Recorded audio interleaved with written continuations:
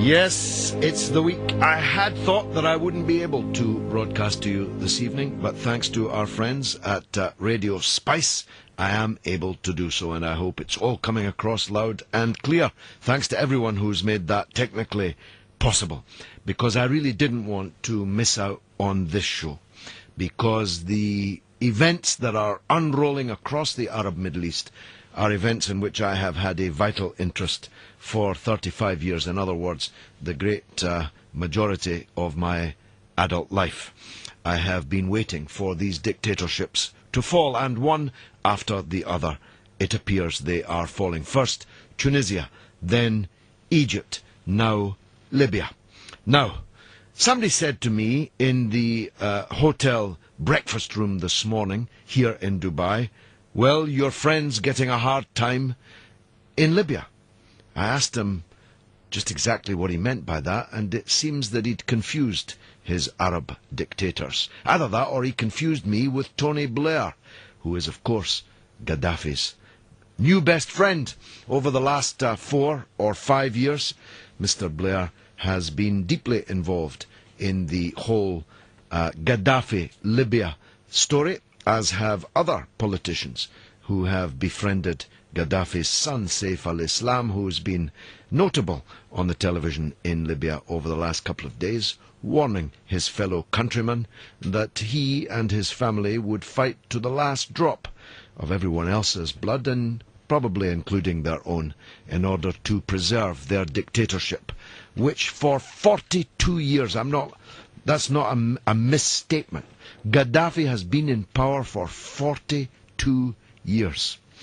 In that 42 years, Libya has harvested an undreamt of, unimaginable treasure of oil and gas, and with a population now of 6 million, and 42 years ago, half that.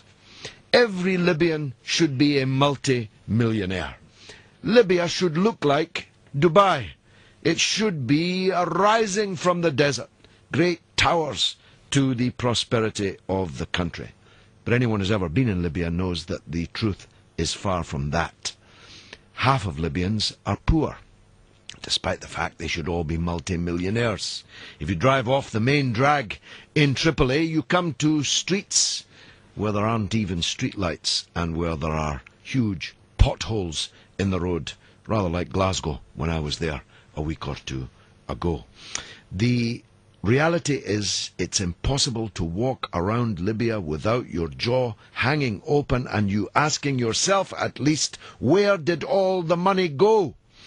Well, of course, much of it was stolen by the Gaddafi family and clique around him. Corruption absolutely rampant and endemic. Other parts of the fortune were, of course, spent on harebrained schemes and divvied up, handed round various other dictators, usually in Africa, where Gaddafi wanted to be a big shot and where he used the country's oil and gas resources shamelessly in order to have himself promoted. The last time I looked, he was in fact the president of the African Union.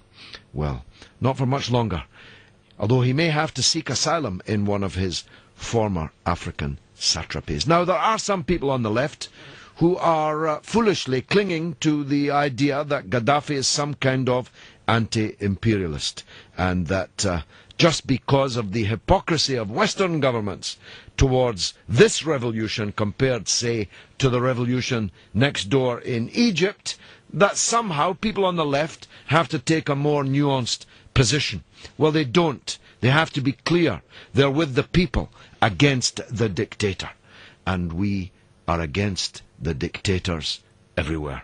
That's my point of view, but I want to hear yours. So you can call me on 08717 223344.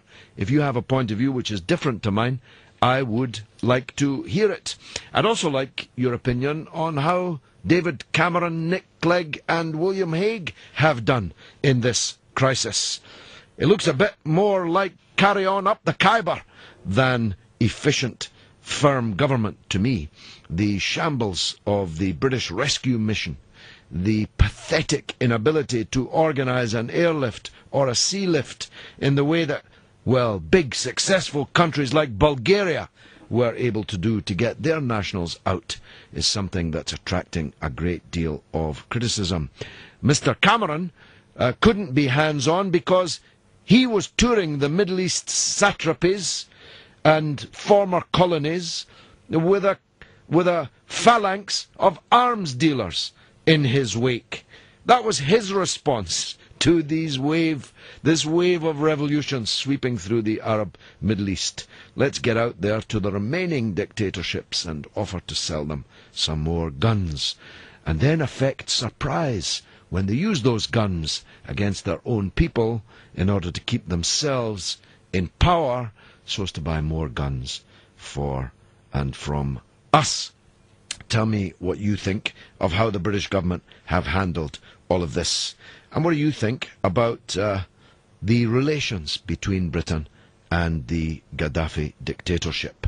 Did you know, for example, that the SAS and Sandhurst Military College have for the last 6 years been training Colonel Gaddafi's special forces? Yes, that's the very special forces now gunning down their own people in order, of course, to save the nation.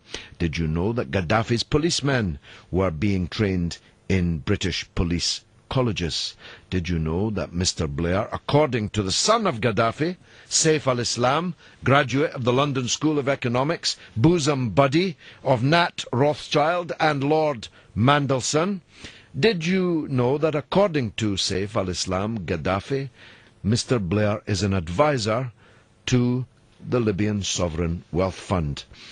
According to Saif al-Islam, the son of the dictator, Mr. Blair has made many, I'm quoting, many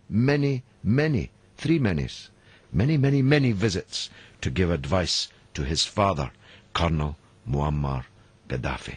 Tell me what you think about all of these things. Tell me what you think.